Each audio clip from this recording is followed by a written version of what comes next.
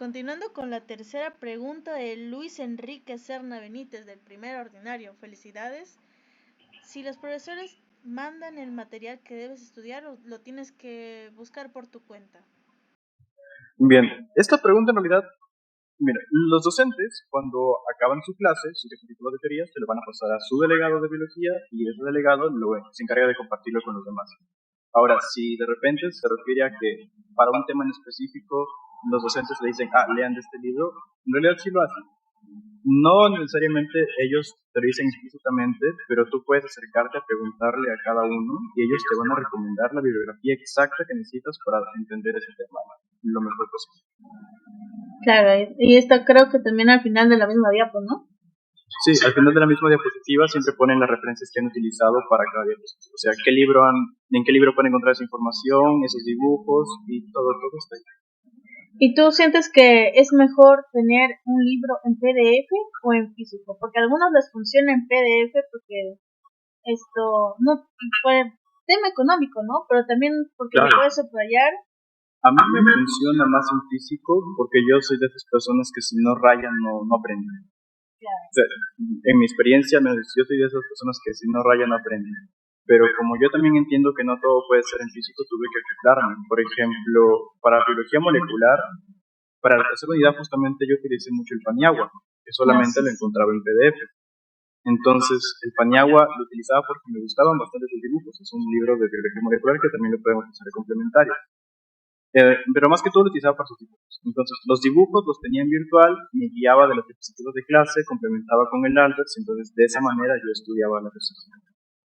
Claro, Paniagua también, al menos yo también lo usé en PDF para cuarta unidad. En lo que es, creo que fecundación, había cosas que muy bonitas de haber estudiado, ¿no? Enzimas y todo eso. Sí, es bastante bonito. Sus dibujos son bastante bonitos, ¿eh? Y por eso yo no lo tenía en físico, pero en PDF sí lo tenía. Entonces, por ejemplo, ¿quién te pasó esto los PDFs de los libros? ¿O le pediste a algún hermano mayor? ¿O ¿Llegaste de Google? Yo lo descargué de booksmedicos.org, me parece, el Paniagua. También en su momento descargué de ahí el Carlson, que fue para la última unidad para fecundación. Para tener una bibliografía extra. Al menos de donde yo entiendo, nos pasaron también un drive con bastantes libros en PDF, donde pudimos encontrar hasta el Albers mismo de la edición más reciente. También tuve Cooper en PDF porque, si se dan cuenta, lo tengo aquí. Este Cooper de aquí no es muy manejable para llevar en la mochila. Y ese es otro punto que podrían tener en cuenta. Los libros, cuando son de tapa dura y muy grandes, son bonitos para ver los dibujos, sí, pero para transportar en la mochila se vuelve pesado. Entonces, yo tenía todos mis libros que te presenté anteriormente, tanto en físico como en PDF, para más facilidad. Sí. A ver, continuando con la siguiente pregunta, la cuarta. ¿Cómo se realizan las exposiciones de los casos clínicos? Hecha por Christopher Miguel Martínez, acaba de ingresar en el segundo secundario. Bien, felicidades también, porque ahí cuando dices CEPUN me hace acordar también que yo ingresé por ahí por CEPUN. También aparte de Christopher, Andrea Nicole Benítez Valderrama, dar CEPUN el segundo proceso, y también Leila García de primer ordinario. Muchas felicidades a los tres. Sí, bastantes felicidades, la verdad. Bueno, la parte de casos clínicos, primero, ¿qué es un caso clínico? Nos presentan en biología molecular una realidad problemática, que esto ya se lo van a presentar a ustedes, que es un trabajo que les van a dejar, que vale la nota tanto para el curso de gestión de los aprendizajes como para biología molecular. ¿Cuál es la meta de esto? Es que ustedes, como primera unidad, digamos, por ejemplo, un ejemplo, en primera unidad les enseñan proteínas, ácidos nucleicos, la célula, el núcleo, hasta ahí. Entonces les presentan una realidad problemática. ¿Qué tienen que hacer ustedes? Realizar un informe donde desarrollen esa realidad problemática aplicando los conocimientos de toda su primera unidad. Si, por ejemplo, hablamos de anemia o la hemoglobina y todo eso, tienen que hablar de la proteína hemoglobina, cómo es que se forma, su proceso de traducción, transcripción, aplicando los conocimientos de primera y segunda unidad. Ahora, en el caso clínico, ustedes van a ver justamente una realidad problemática, un paciente de repente que llega. Tienen que identificar causa y consecuencia, en otras palabras, variable dependiente, variable independiente. ¿Cómo es que se relacionan? Empezar a ustedes a crear un título, a ver qué objetivos puede tener su informe, cómo aprenden ustedes a redactar un informe de la mano con su docente, con el docente con que estén tratando. Ahora, en la parte de los casos clínicos, ahí tienen un ejemplo, por ejemplo, en la pantalla que está proyectando, en el primer caso clínico que se presentó. La anemia, era un niño con anemia, separan los hechos, variable dependiente, variable dependiente.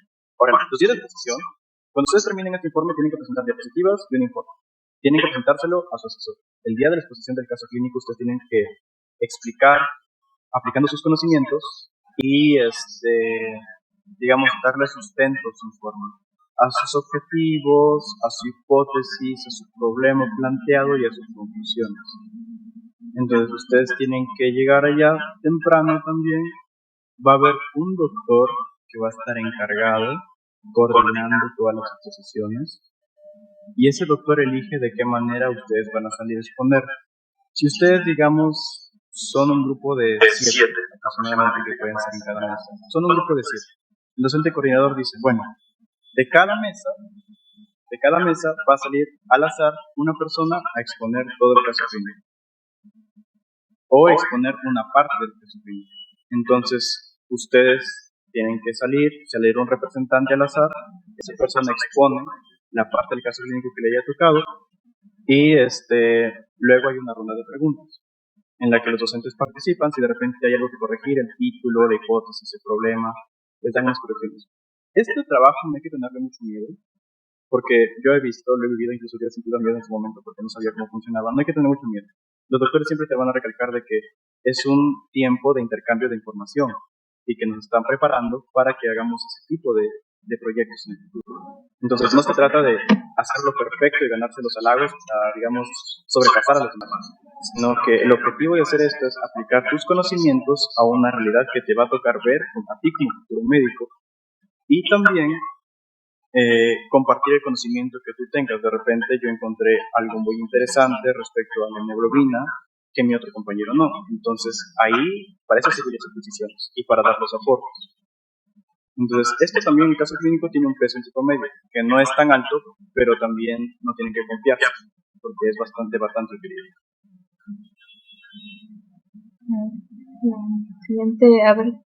La siguiente diapositiva.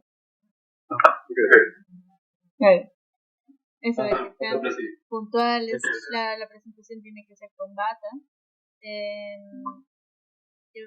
Que el expresor es al azar, que generalmente lo escoge el doctor, o al menos a veces a mí, por ejemplo, nos daban palitos y el más chiquito o el más largo, ese será el expositor. A mí se tienen unas maneras muy extrañas de escoger al expositor al azar.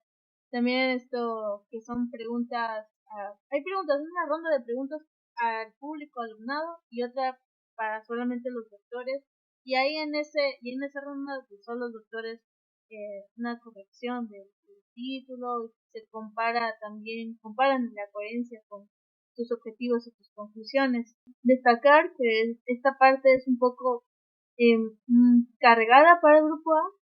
O sea, por ejemplo, para los que tienen apellido A hasta el F, o F, varía en realidad, pero para el grupo es un poco pesado porque tienes el martes tienes tu examen teórico, tu examen práctico, y quién sabe si en la tarde tienes examen de matemáticas. Así que, y el siguiente día tienes tu exposición. Y ahí es lo triste, ¿no? Los doctores son un poco más generosos contigo, pero aún así te van a preguntar bastante. Pero sí te van a reconocer que es un poco pesado. Al menos a mi grupo así le reconocía que es un poco pesado. Y también las preguntas que hacían, se lo chismoseaban al grupo B y así al grupo C. Es como, es un poco pesado, pero al menos te sirve mucho para afrontar esos casos clínicos. Sí.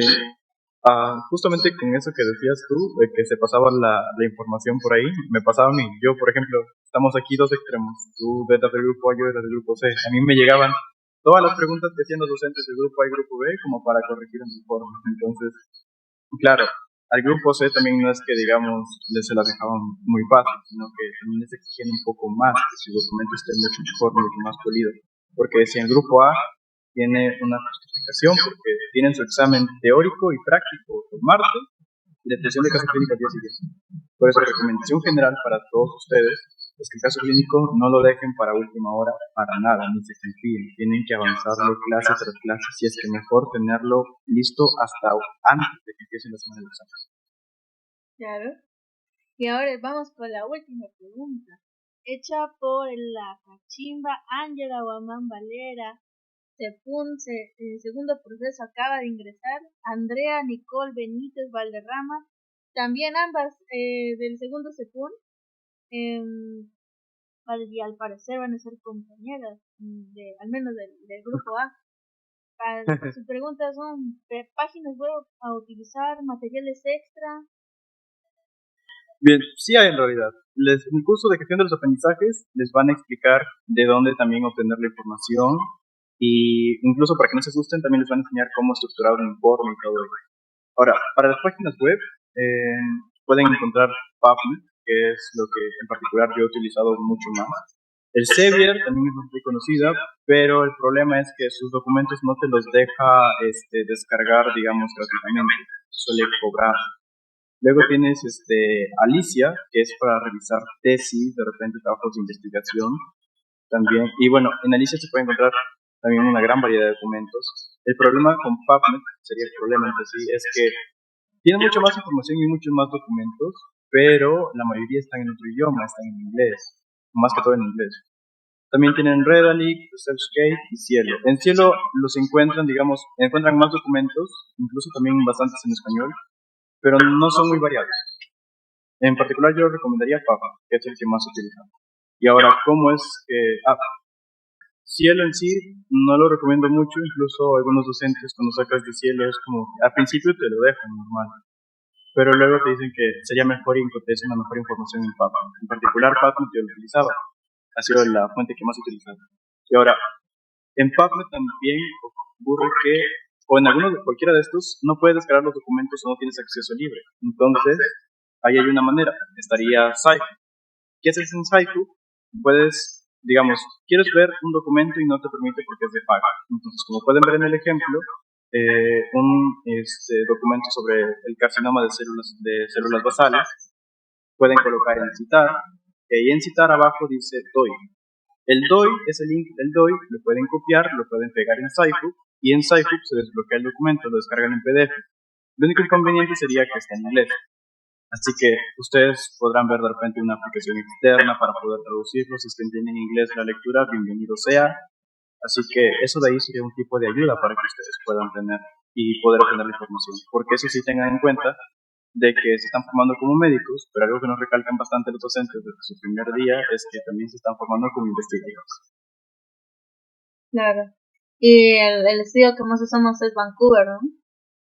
¿Te lo citan Vancouver? ¿Cómo? Es lo que estás mostrando. ¿Te lo citan Vancouver? No lo cita, sino que te da el PDF al que no puedes acceder. Te enseña todo el PDF al que no puedes acceder. La recomendación final. Bien. En parte personal, para darles unas recomendaciones finales, es que ustedes tienen que preparar con anticipación para la clase teórica. Si su clase teórica es el martes, ustedes revisen su sílabo, que les van a dar el sílabo con tiempo, y averigüen qué tema les toca. A partir de ello, lean, si se pueden, del Albers, o de repente, si sus hermanos mayores les han pasado diapositivas de años anteriores, guíense de esas diapositivas. Entonces, hagan eso y luego hagan sus propios apuntes así como un blog. En personal, ese de ahí es mi blog. Yo leía lo más importante, hacía mis dibujos y todo. Luego, llegaba la clase teórica, y si tenía dudas, prestaba atención a la clase y se contestaban automáticamente mis dudas. Uno puede entender mucho mejor la clase teórica cuando ya leí un poco. Luego, los días de práctica, están los fundamentos. No se preocupen con los fundamentos porque también tienen que pueden ir leyéndolos anteriormente. Para el grupo A también son un poco más comprensivos con su parte, así que no se confíen, pero les entienden si es que ustedes no han terminado de entender un fundamento. Los docentes fácilmente les pueden ayudar, les pueden explicar, como por ejemplo está en el MAC. Esa imagen, uno de los doctores nos explicó utilizando los plumones en la propia cerámica de las mesas. Entonces, de esa manera nos explicó un fundamento, si no me equivoco, era del núcleo celular. De esa manera también, así como los centros rayan en la cerámica o en la mesa, ustedes también pueden explicarle sus fundamentos de esa misma manera, es decir, escribiéndolo en la cerámica. En segunda unidad, como pueden ver en la foto de la derecha, como es el tema de transcripción y traducción, es un poco más dinámico. Los docentes utilizan estas figuritas de microporoso para que puedan simular los nucleótidos, cómo es que se da la replicación, la transcripción, la traducción. Es una unidad más didáctica en cuanto a los cálculos. Y también, otro asunto es algo particular que yo decía. Por ejemplo, una vez que yo tenía ya mi clase práctica, mi clase teórica, yo convertía las preguntas que yo recordaba de los pasitos y mis fundamentos en unos flashcards, como los pueden ver ahí. Las dibujaba, escribía los datos más importantes y las utilizaba para estudiarlas. Entonces, de esa manera yo podía repasar previo al examen o para el examen. Y a partir de mis apuntes, en blog que hacía, luego de la clase teórica y la clase práctica, los pasaba limpio a un cuaderno y esos son los apuntes finales que tenía. Claro que esto es un ideal, porque el tiempo a veces no alcanza, hay que ser realistas. Entonces, para biología molecular no me ayudó mucho, pero para el curso de genética en segundo semestre sí me ayudó bastante. Pero como algo que les deba decir es importante, ustedes se van a equivocar, van a fallar bastante en su primer semestre. Y permítanse equivocarse, permítanse fallar. Porque en realidad esto de entender y de encontrar su propio método de estudio, su propia forma de aprender, su propia forma de hacer todo, van a tener que aprenderlo sobre la práctica, sobre la marcha, por así decirlo. No es que ustedes escuchan de repente algunos consejos y los consejos que yo les doy les van a servir a todos. Algunos no les van a servir. Entonces, permítanse ustedes equivocarse sobre la marcha, aprender de ello y, más que todo, suerte para todos. Espero que estas preguntas hayan sido de ayuda. Claro.